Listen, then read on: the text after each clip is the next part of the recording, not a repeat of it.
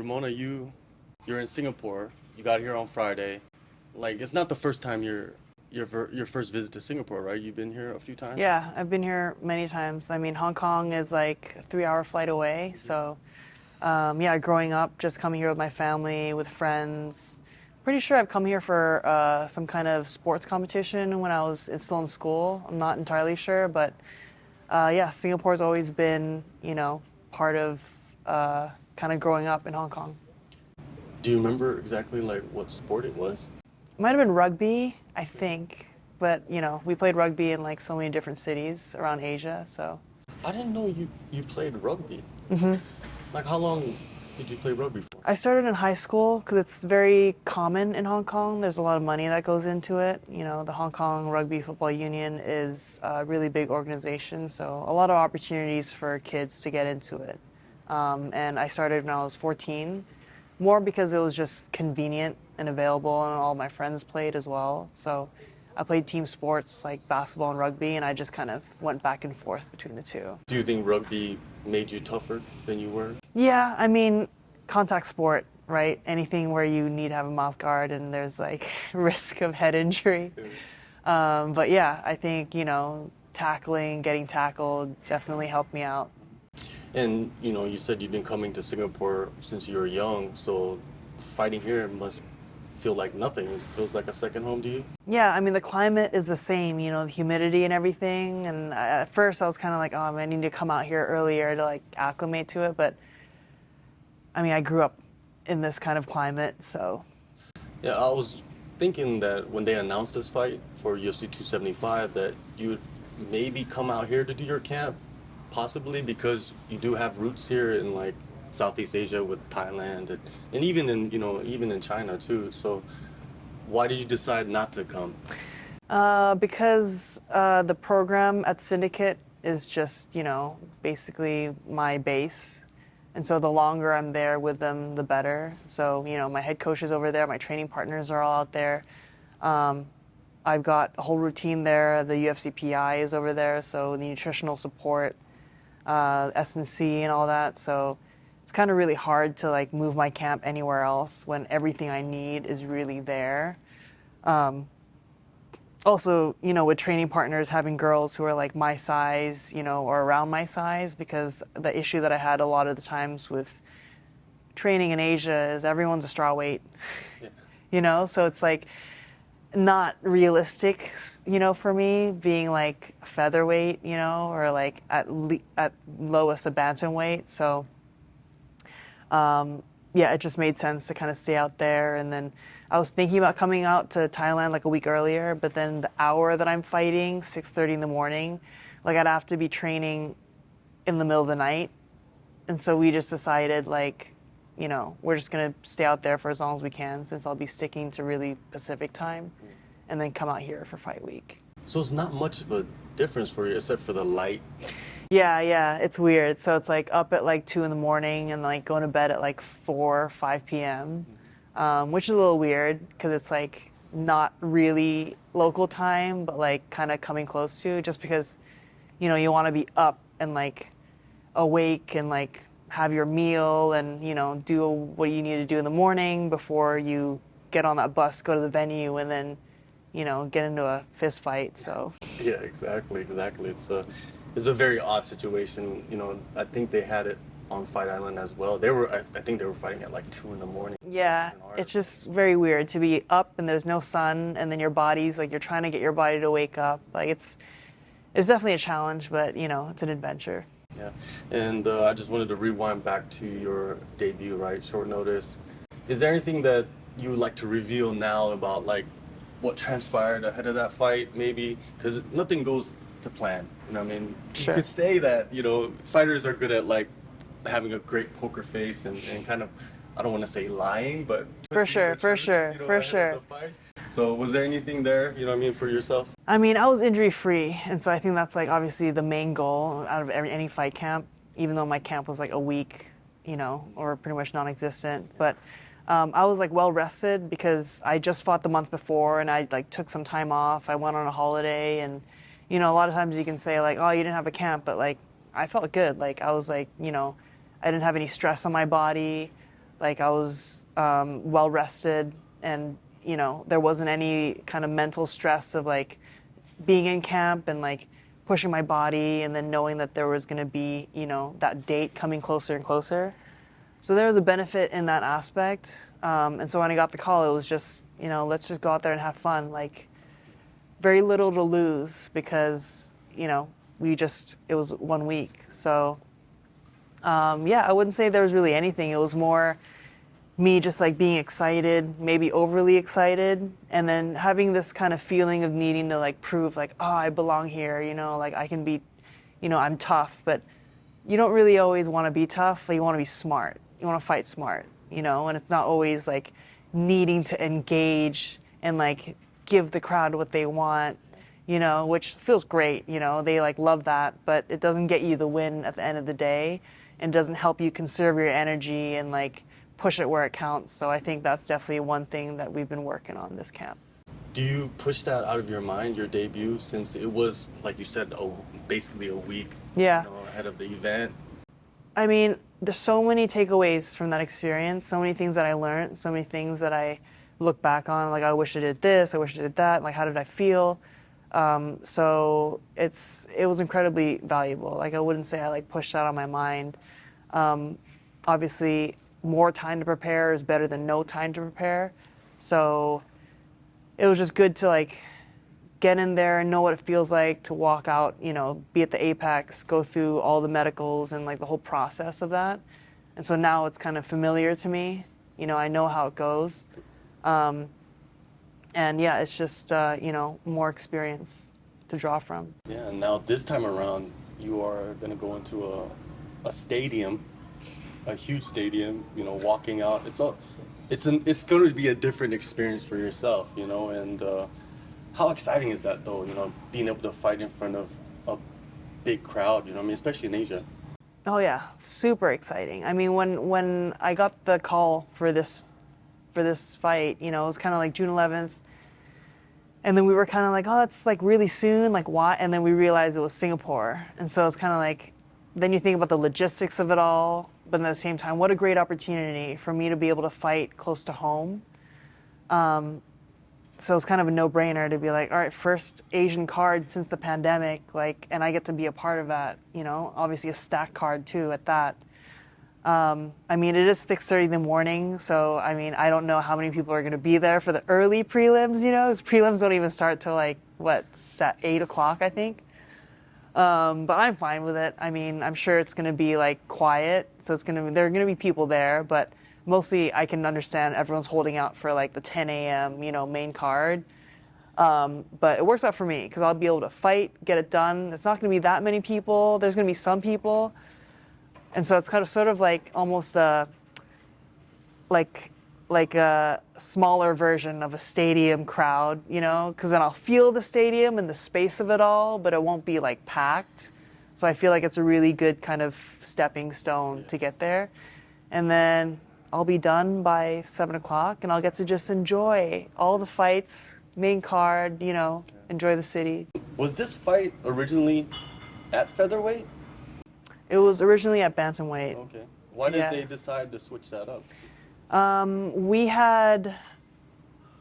got this fight with like 2 months to kind of prepare, and then the last time I fought at featherweight, and I've been fighting featherweight for the last like year, you know, this will be my 4th fight in 12 months.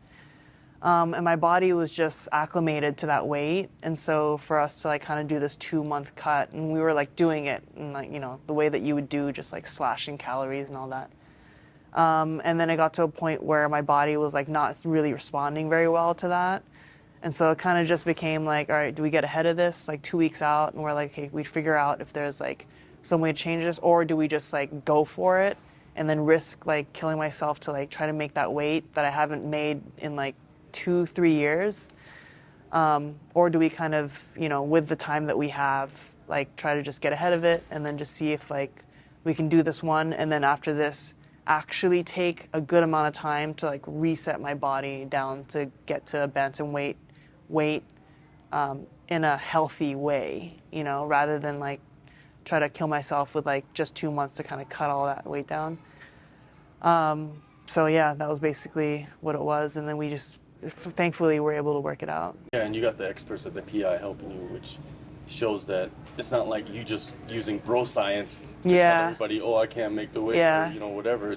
There's people, professionals, telling you that it's not smart, and you have to take the healthy approach. For sure. I love to see that. I love to see the sure. fighters take the healthy approach, right? Joselyn Edwards, when you got the name, did the name even matter to you, or was it just being on a big UFC card in Asia? Yeah, I mean, for sure the name matters, because you always want to be, you're aware of like all the girls in the division, and it was, yeah, it just made sense, I actually see her all the time at the PI. We're both based in Vegas, right? It was just funny that like both of us are in Vegas, literally 5 minutes from the Apex, but they fly us all the way out to Singapore to fight each other at 6:30 in the morning on like Vegas time. But yeah, I feel, it was a good fight. It's a good fight for me. I think it's a really good matchup. I feel like, she's coming off 2 losses against 2 very good girls. So you can't just really say like, oh, take her lightly. I'm coming off of a loss as well. And I think it's a really good challenge and a really good test. And I think, that's both ways. Do you go in deep and study those 2 losses yourself, or do you just kind of let your coaches watch the tape? Yeah, I'll watch the fights. I'll watch them probably like once, and I'll like take little things from it. And then, my coaches are watching it, my teammates watch it, and so they can kind of mimic and kind of see where we can capitalize. But of course, you're only looking at fights. Like if someone were to look at my fights and make assumptions off of it, it's like I know I'm so much more capable than what I've shown. And so I feel like it's just going to be the same with her. Obviously, I can assume that she's worked on her wrestling and, tried to work on the things that like didn't work for her in the past. So, yeah, just expecting the best version of her. I saw that she's training with Valentina and her sister, so I'm thinking like, I don't know if she's going to be wrestling. I think she's going to try to strike. Yeah, I mean, she's a striker, right? Yeah. So yeah, I'm sure that's going to be she's not going to try to wrestle, but I'm sure like she's had to like work on some things defensively. Yeah. And she's actually taller than you, and you're pretty tall yourself, but she's taller than you. I didn't know that. Yeah, like an inch or something. Yeah. Still, She's also got like a longer reach. Yeah. I have a very short reach for bantamweight. Like I've got the reach of a strawweight, so. Well, that doesn't matter. I mean, there's people with, Yeah. short reaches that just do phenomenal anyways. That's true. Yeah, but running into her in Las Vegas for the last couple of months, did you ever have any conversations with her, or? Yeah, we even before the fight was booked, like we'd always say hi. We see each other all the time. So it didn't really change too much, honestly. It's still the same. Like people are like, oh, is it weird that you see each other all the time? But it's like, we've been friendly with each other since the beginning. Like I wouldn't say we're not close or anything, but we're respectful. We'll say hi, and then I think that's just who we are as people. Like we're just not about the drama or like, needing to be, make it a big deal. Like we're both professionals, at the end of the day, we can be friendly, we can be respectful, but we're going to go in there and we're going to fight for our lives and try to take each other's heads off. I think there's a lot on the line for both of us, and we both know that. What's the picture you want to paint in this matchup, in this fight, like for everybody? I definitely want to show my composure and my fight IQ. I think not really being so attached to really any particular situation or circumstance in the fight sense. So if we keep it standing, I want to fight smart standing. If we get to the ground, I want to fight smart on the ground. I don't want to overextend myself. I don't want to get into anything that's going to leave me too vulnerable, unless the time calls for it. Maybe we might have to like get in there and give it a good brawl. But I definitely want to show just my development as a fighter and being able to handle different situations as far as on the ground, on the cage, or standing. Do you, or did you ever like deal with anxiety ahead of a fight, and do you still deal with it ahead of fights? I mean, I think everyone deals with anxiety before a fight, and I think that if they say they don't, they're either lying or they don't care, in which if you say you don't care, you're lying, because you wouldn't be doing this sport, you know? I think all of us, we need to know. We need to know who we are, what we can get to, what we're capable of in a high pressure situation. Anyone can look great in the gym. There's no pressure, you know, you're playing. But to go in front of people and have a set date and have to perform in these 15 minutes at the specific date, time, and place, that's a lot of pressure. And I think you just have to go with it. You have to know, you know, what you're feeling. You have to be comfortable with how you're feeling.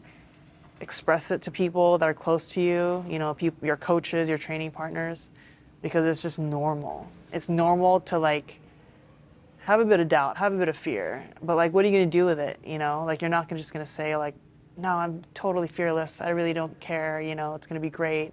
I'm going to like win this, and there's going to be no, of course you have to be confident 100%, but also just, yeah, just embrace that anxiety, you know, like be with it, because you only get this in fight week. And how many more fight weeks do you have for the rest of your career? Probably a lot less than anyone thinks, you know? I think at the end of your career, when you look back, you would have been like, oh, I wish I just enjoyed myself a little bit more. I wish I wasn't so stressed about things. Maybe that might help your performance, you know? So I think, yeah, my goal is just to be myself and not try to play into what other people want me to do, or, you know, unless my coaches, but like external kind of opinions, and yeah, allow myself to just express, you know, my martial arts.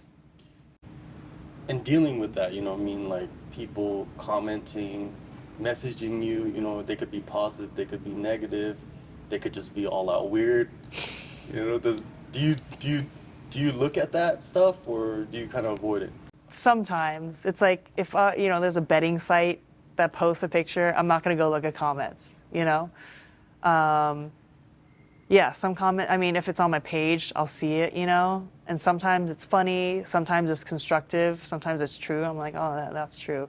Sometimes it's just like dumb, you know, where I'm like, this doesn't help me, this doesn't help you, like, so you just have to filter those things. And, you know, I'm not very good at it because I haven't experienced enough of it yet. And sometimes I'll like read a comment and I'll be like, oh my God. And it's like 100 good comments, and I'll just like won't even think about them. And then there's one bad comment and I'm like, oh my God. But yeah, just knowing that it doesn't matter, you know, and having to constantly remind myself. But most of the time it's just funny. Yeah, yeah. Well, you know, it's good to see you in person again, and good luck on the fight. I'm excited for it. Like you said, it's a good matchup. It's going to be a good fight, and all the best. Thank you. Appreciate it.